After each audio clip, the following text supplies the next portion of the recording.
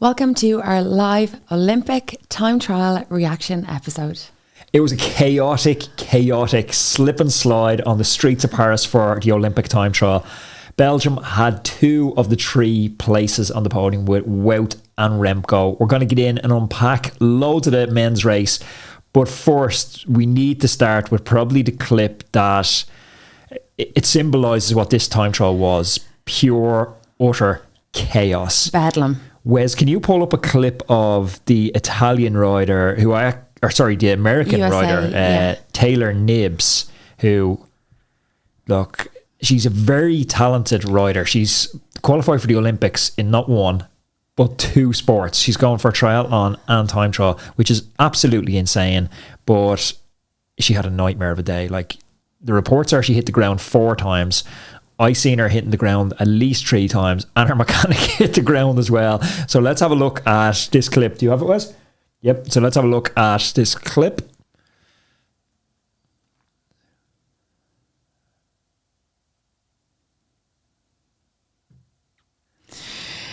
Chaos. Oh, it was chaos. There's a very famous clip in Irish folklore when it snowed here and it got very icy here one winter, and a newscaster was recording a piece for live. Is this the guy that falls in the background? He falls in the background, and I mean, it was spectacular. But that guy, no one has been able to track that guy down ever since, and I think that mechanic is probably going to disappear into the internet abyss. will find that American mechanic. If I was him now, I'd just be like reversing back into the bush, kind of like a Homer Simpson job. I feel sorry for Taylor because, Olympics, the pressure that goes with it, the stereotypes about triathletes can't go around corners. She didn't really help that one. She didn't do triathletes around the world any favours at all. I just have a quick quote from her, actually. She said, "I was fully blind, but you have to go on. My Garmin fell off on the first fall, so I'm like, well, here we go." So it was an experience. She wasn't downbeat at all after time trialing after that absolutely miserable day. And another thing she said was, "One thing I think I can take from my triathlon career, and even with my short 3 race time trial career, is that I love learning. That definitely makes me hungry, and I'm excited to continue this sport, hopefully." So that's really the spirit of the Olympics, isn't it? Right there. Just keep going. Get up, get down, get put down, get back up, get put back down, get put back up again.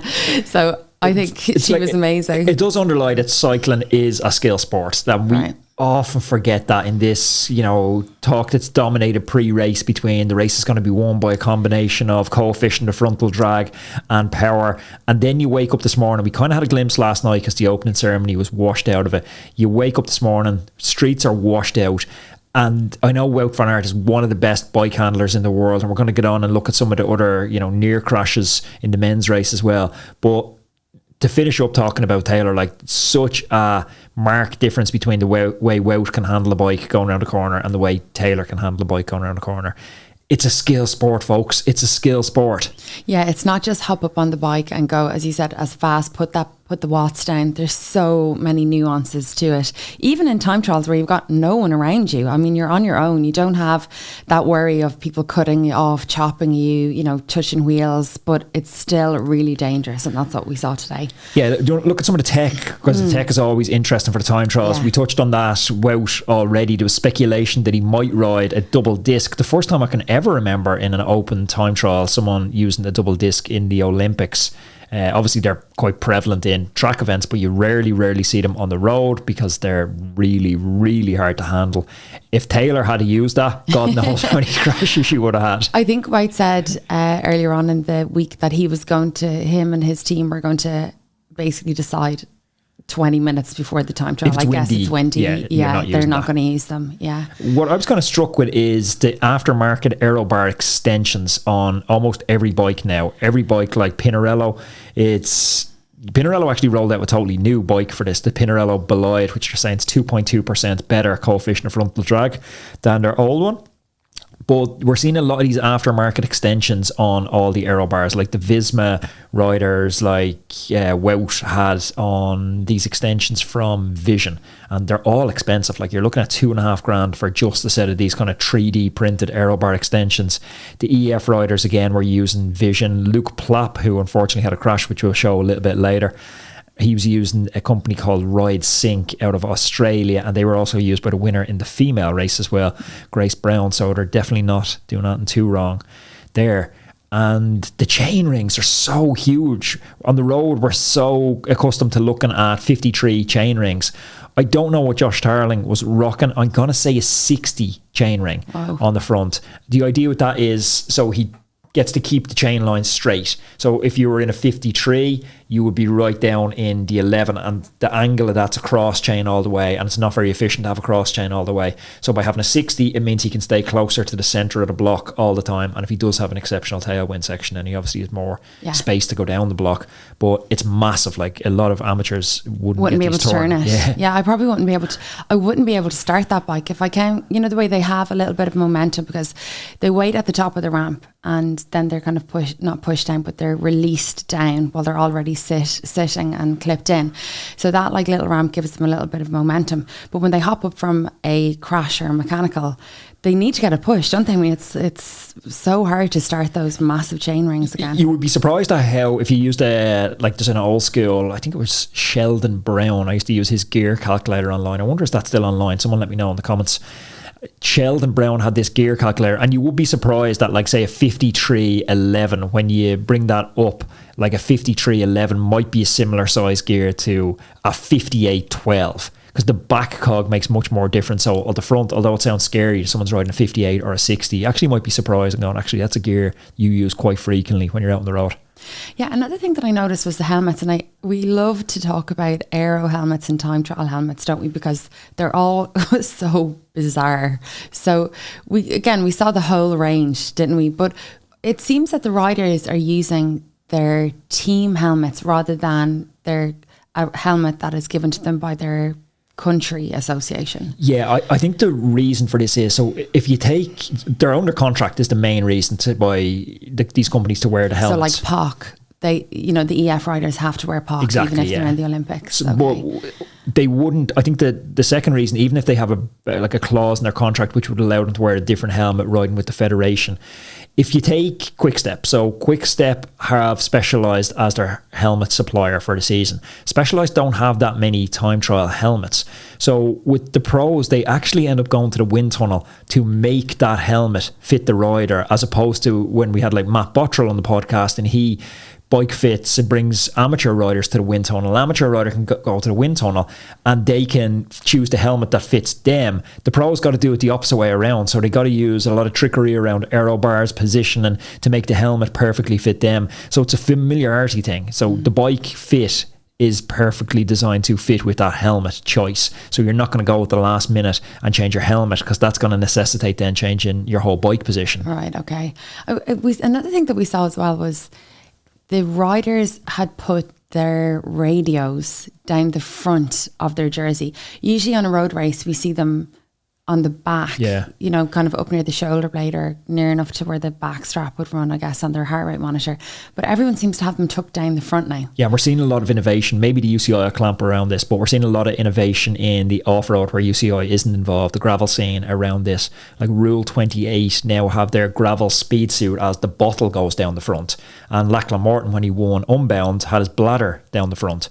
So even if a domestique in a bike race takes off a jersey, or not even a domestique, if one of the leaders takes off a gilet, instead of stuffing it in their back pocket, now you'll see them, they're starting to stuff it down the front. The reason is it closes this little gap in between your two pecs, and it's aerodynamically a lot more beneficial to have that gap closed off. So they're trying everything they can to close that gap. Now the UCI. Oh, interesting. I'm sure it has an even further effect with the women as well, because of that, the gap there rather than pecs in between their breasts. That's don't really, know. I haven't seen the girls doing the same. I did see a few girls with their radio down the front. Yeah. So that is really, really interesting. Okay, let's go through the course. So this was the first time that the men and women's time trial used the same course. So they did the exact same route, 32.4 kilometre route. Didn't really have much climbing. They said that there was a couple of false flats on it. I think it's less than 100 metres. It was basically no climbing. Very, very flat. There was about a dozen turns, and then there was a completely straight 5 kilometre ride back to the finish line, and a little bit, and one turn just as they approached the finish line.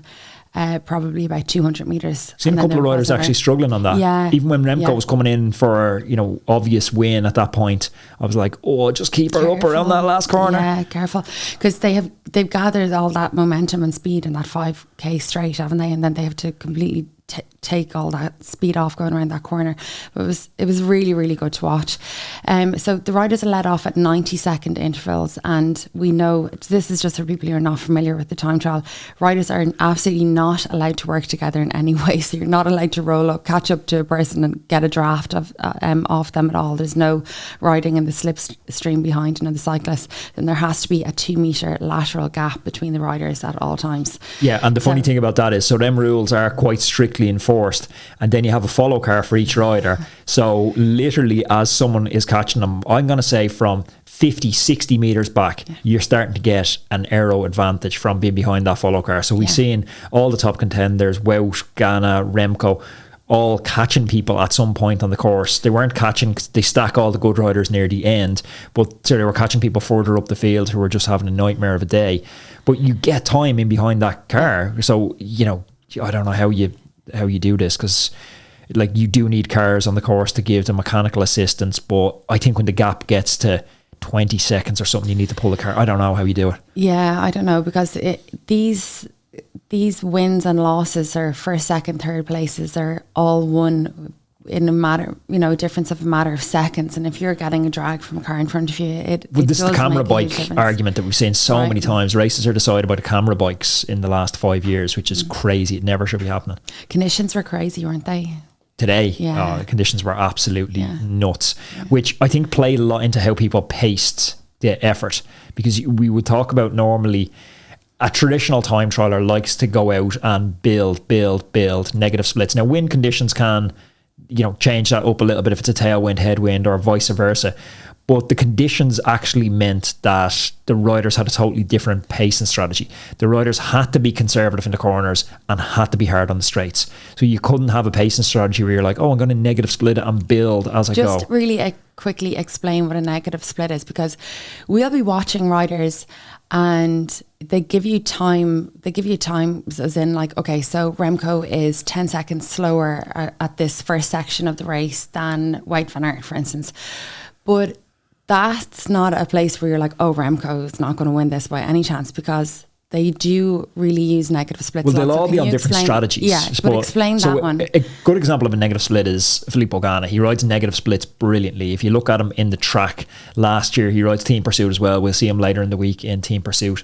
So a negative split, if you divide the race into quarters, each quarter is faster than the previous quarter. So you're building momentum as the race goes on. An inexperienced time trialist, or if you haven't done one in ages, you normally go out, like Alex Dowsett was talking about, he jumps out of the gates now as an amateur and he sits down, he's like 470, perfect. Oh, this could be the day I average 470. And then he gets into quarter 2 and he's like 430, gets into quarter 3, 410, gets into quarter 4, he's like 340, absolutely falls apart. It's so hard to do. When I was doing the Roadman virtual time trial, you would always try and get me to do negative splits, but if you're inexperienced, it's an art. It is really an art. Real world conditions don't always mean negative splits the best pacing strategy, because you might want to go out harder into the headwind, use up like 60% of your effort into the headwind and carry it home in the tailwind.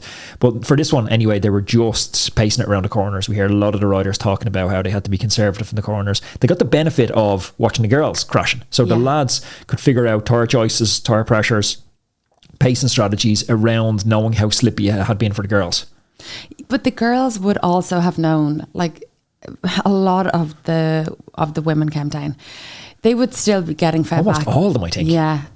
They would still be getting fed back information from people who are out on the course, or team members, that people had come down and to, scrub a bit of speed and take a bit of pressure out of your tires, and still so many people came down. It was insane. What makes it really difficult in a city centre time trial, and we've seen it in Madrid a few years ago in the Vuelta, there's a lot of traffic density going through the city centre every day of the week. Probably up to yesterday, there were still cars on this road. They're spewing out little micro bits of diesel from their exhaust every time they're changing gears, coming from the clutch, and that's mixing with water, and that's a bad combination. When the diesel residue and the water mix, it just makes it so You're slippy. Giving me goosebumps remembering that time trial that they did. They basically did it in the pitch dark of night. Vuelta, a few years ago. That was last year, was it? The ramp was made of some very slippery. Worst time trial ever. It's kind of that stuff they put on the pans to make your food not stick to it. That seems what they put on that ramp going down. I think what made it a little bit worse today as well was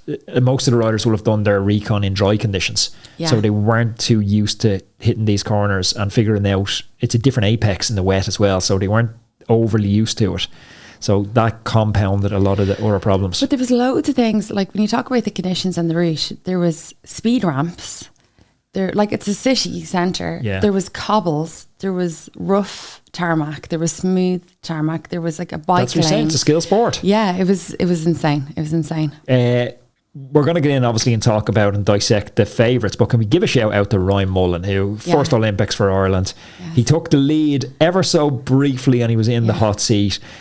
You know, friend of the show, been on the podcast a bunch of times. He was something a lot of people might know. Ryan Mullen, coming up underage, was such a dominant time trialist, and it looked like that's where his niche was going to be in World Tour until he kind of niched down into this new lead-out role. We've seen him in the past couple of years, but he rolled back the clock for a really solid time trial performance. Where did he finish? 12th? Yeah, because I was actually texting his wife Georgina just to say, whoa, we're so proud of him, and she kind of texted back to saying he was a bit disappointed that he didn't get in the top 10. That was his, you know, his real target for the time trial, but he did the nation proud. Yeah, he really did. Class act. Yeah. Okay, Josh Tarling. He's gone to bed with a broken heart tonight. Now, I don't know much about Josh Tarling. There was a lot of lines written about him in the lead up to this. There is a lot of hype, and as I said, I've never really heard about this chap before. So Josh Tarling is... It's funny because we see the superstars who were top of the podium. We all know Ghana, Wout, Remco. They're on $1 million contracts. They're the biggest stars in the sport. Josh Tarling does fly under the radar a little bit, but he's only 20 years old. And he's from the south of Wales. He's the European time trial champion. And he really is a product of the British 10 scene. Like, Britain... I've spoken, you know, with cycling historians on the podcast who trace that evolution of the time trial scene, where road racing was banned in Britain and time trialing came up as almost this protest sport, and it's still a thriving scene, much more so than road racing in the UK.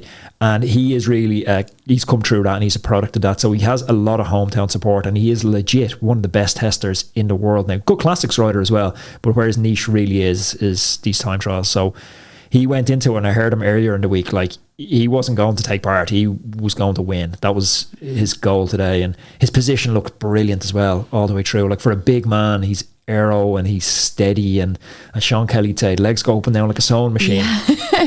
He looks amazing on that time trial bike, doesn't it? It looks like him and the machine are one. And the TV graphics actually had him leading at one point. Now, granted, Remco Ghana hadn't gone out, but he was leading the race at one point until he got a front wheel puncture. And we weren't sure with the coverage, because shout out to Eurosport, the worst coverage I've ever seen of a time trial. Yeah. They were showing us pictures of overheads of the Louvre, the Champs-Elysees. Oh my God, it was painful to watch. It was absolutely infuriating. And I know that they are kind of pinned to their collar because they only get... They're buying the rights or something. Yeah, they're buying the rights, but we're paying for this footage. We're not paying to see drone shots of the Eiffel Tower. Thank you very much. And the commentators done a great job keeping it going, like, because they were as frustrated as we are. Yeah. But we actually weren't too sure what happened to Josh Tarling. Did he crash? What? It turned out he had a puncture. Afterwards, he said, shit happens in it. Everyone put a lot of effort in, and yeah, it happens. Front wheel puncture, and it was on the rim, so I had to change it. Right now it's a 9, but I have the road race in a few days, so I'll give it my best. He missed out on a medal by 2 seconds. Yeah, that's the heartbreaking thing. I saw him at the end. He was... Of course, his parents are there. He's getting a big mammy hug from his mum, which can sometimes heal everything. That and a cup of tea. But that fall that he had, that puncture that he had, how much time would he have lost there? Because we spoke about it earlier, even getting going again, stopping and getting going again. I'm sure some nerd online has done the calculations on this, but the calculation isn't how long does it take you to change bikes. The calculation is from the time you were at cruising speed to the time you get back to cruising speed. So I would estimate 25 to 30 seconds. How much did he miss gold by? 2 seconds. 2 seconds. He missed out on a medal. Oh, sorry. Yeah. He missed out on a medal by 2 seconds. 27 seconds he missed gold by.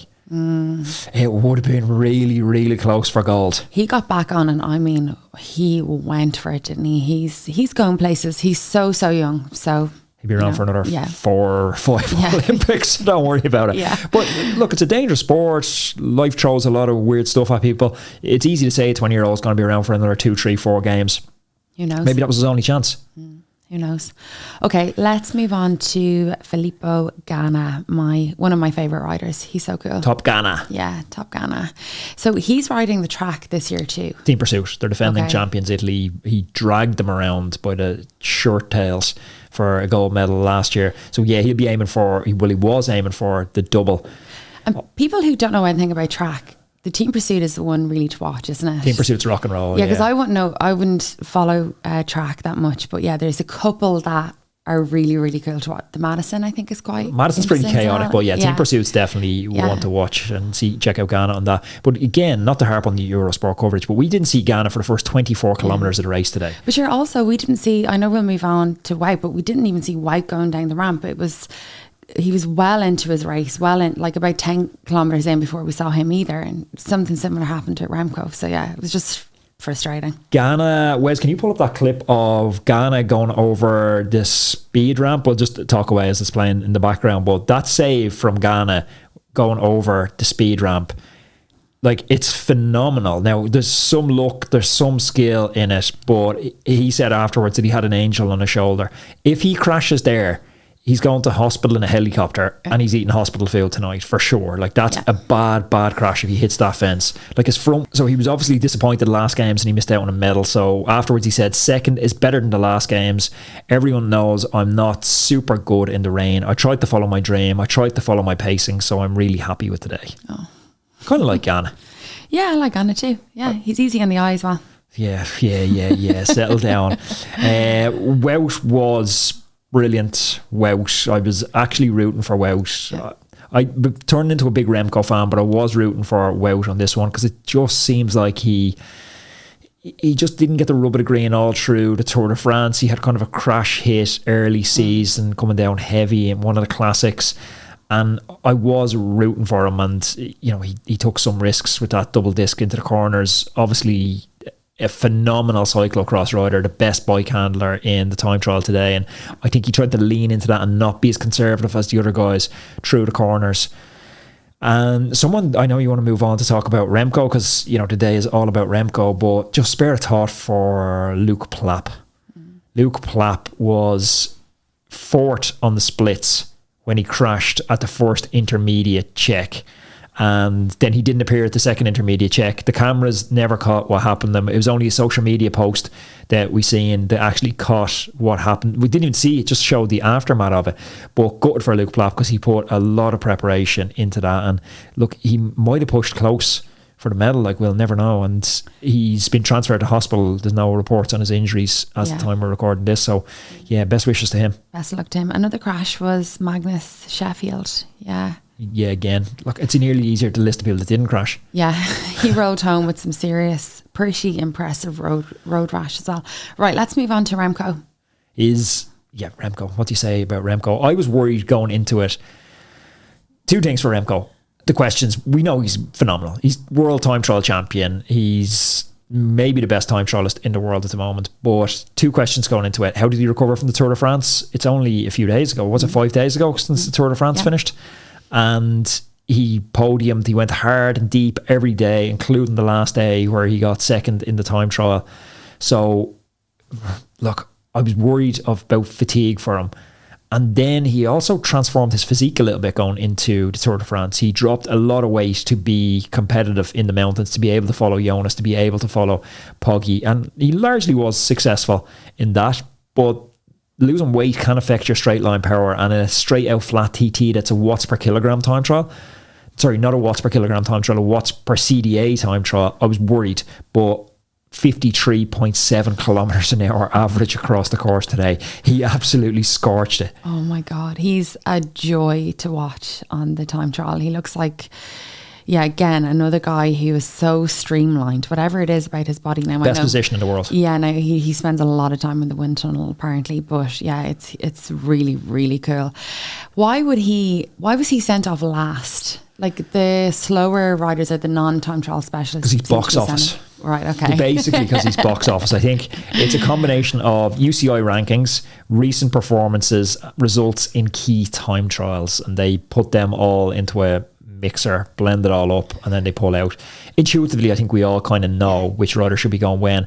The rationale is you don't want Ghana going off first in dry conditions and then 90 minutes later it starts raining and Remco goes off, so you have two of the favourites in totally different conditions. You want to have, because not just rain, wind changes as well, and that's massively, you know, impactful on the time trial. So you want all the competitors that are likely to be at the business end going off quite near to each other. You don't have that issue of Remco catching his, you know, 90-second man, his 3-minute man, his 4.5-minute man all the way up, because then he's getting a draft off each of those cars and it becomes a little bit novelty. Yeah. A little bit of a Remco quote. I know you're keen to get into talking about the girls because girls rule the world. Yep. Remco, it's a magical moment in my life. We watched the women's race before we got into the warm-up and we saw the crashes and we decided to not take any risks in the corner and push a bit more on the straights. It was a good strategy. With a third spot in the Tour de France and a victory here, you know, pleasure out of him over the Tour de France. It's just brilliant to see him with a gold medal. So, yeah, absolutely delighted. Okay, the women's race. Yeah, just a few words on the women's race. Again, the conditions were absolutely disgusting. I mean, the rain was just being shot up from all angles and shot down from all angles on these women. Grace Brown, she's from Australia. She took the win. She beat British rider Anna Henderson by 1.1 second. 1 minute. 1 minute, 31 seconds. And the third was Chloe Dygert from the USA. Now, Grace Brown, she kind of had a bit of a shaky start. We saw her up at the top of the ramp and it looked like she wasn't clipped in or she wasn't ready to go. Or I know when the riders start off, there's an official who basically does the countdown on their fingers and they've their fingers right in front of the rider's face. So there seemed to be a little bit of confusion coming down the ramp. Yeah, sometimes. So you walk up, there's a stairs on the far side of the ramp. So you walk up the stairs, so you carry your bike up the stairs, or maybe you push it up the stairs. You'll hand your bike to the official, and then you're in place. So from 10, they'll hold you in place and you clip in. But obviously you want your like your feet in a position where you're ready to put power down. So sometimes when you're in the start block, if your feet, I just noticed in the pursuit, because it's so important in the pursuit, and you can't do the back pedal. But if you're in a time trial, sometimes if your feet aren't in the perfect position, you back pedal, and that creates slack in the system. So now when you go to front pedal, you end up clipping out or having a false start, basically like she had. So I don't know for a fact that's what happened to her, but that is a very frequent occurrence in start boxes. Right, okay, yeah. It just looked super awkward, but it didn't really seem to phase her in the end. She's retiring this year. This is her last year in the World Tour as a pro cyclist. So what an amazing way to finish off. But did you say also she rode a better time than the Slovenian Jan Trapnak? The same time. Same time. Basically the same time. I think there was like milliseconds in the difference. Like that underlies how fast, like Trapnik's just off the Tour de France, you know, biggest team in the world, or arguably one of the biggest teams in the world, Lisa Bike. And yeah, that's a phenomenal ride. Yeah. Anna Henderson was kind of my tale that I should have got to the bookies to put money on Josh Tarling, because the GB squad they share a lot of, from, you know, aerodynamics to helmets to pacing strategies. And when she pulled out such a good ride, I was like, Josh Tarling could do this. Yeah, it kind of gave confidence. So Anna has a very interesting story as well. So she came second, as I said, but she this year broke her collarbone twice. So she raced, broke her collarbone, bounced back from that, went to another race, broke it again. And they're kind of saying that this actually gave her the space away from road racing to get really dialed in on that time trial position and hone her time trial skills. So really amazing second place for Anna there. Other mentions, I have to mention my favourite female rider, Lotte Kopecky. Just because you've seen her in the airport? Well, she's just like, come on, it's not just because that she's an absolute savage. Lotte came sixth. She came back from the Giro d'Italia and she had COVID directly after that. So she said that she's targeting 3 events this Olympics, the time trial, the road race, and the Omnium. And she said, in fact, that the time trial is actually her weakest event. So she still has the road race and the Omnium to look forward to. She did come down as well. We already talked about that USA rider, Taylor Knibb. I don't think she'll ever be forgotten, her and her mechanic. Before I give you the full results on it, just a quote from Grace Brown, the winner. She said she was feeling very calm until this morning, and then the pressure of the situation really started to dawn on her. And she goes on to say, you're sort of waiting there before the race, not knowing if it's going to be a shocker or a great one. Then when I'm in the race, I feel I find my zone. And I felt really strong, and I was able to execute everything exactly how I planned. So yeah, it was almost a perfect race. That's cool. Just really, you want to run through some of the results? Yeah, I'll go through the results for the women. So in first place, we have Grace Brown, Australia, Anna Henderson, Great Britain, Chloe Dygard from the USA, another girl who fell, Juliette Labuse from France, she fell as well, Demi Vollering, Netherlands, Lotto Kopecky from Belgium, and then, yeah, that's kind of sixth. Seventh, we have New Zealand.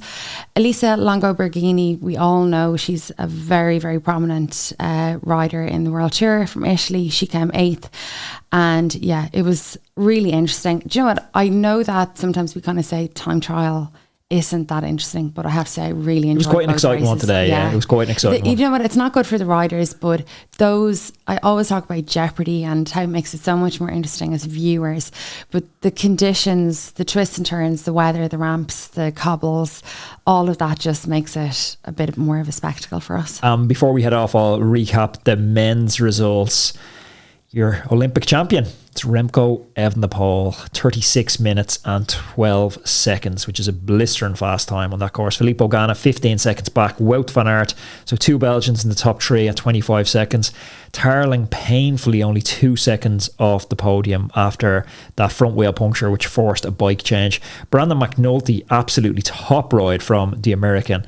You know, UAE put a lot of focus on the time trial this year, and he's only 1:04 back.